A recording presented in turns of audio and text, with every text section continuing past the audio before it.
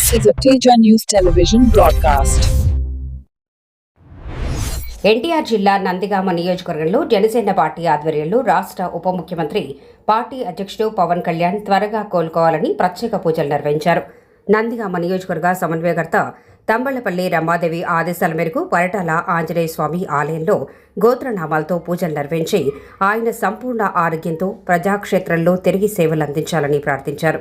ఈ కార్యక్రమంలో Nandigama PACS society chairman Kotte Harikrishna, Chandarlapadu మండల ఉపాధ్యక్షుడు నాగేంద్ర, గ్రామ అధ్యక్షులు తోట మణికంఠ, బోయిన శ్రీనివాస్, కొమ్మ నరేష్, బొమ్మిశెట్టి భాస్కర్రావు, మాణిక్యాల బ్రహ్మం, కావేటి కృష్ణ, పాలంకి నాగబాబు తదితరులు పాల్గొన్నారు.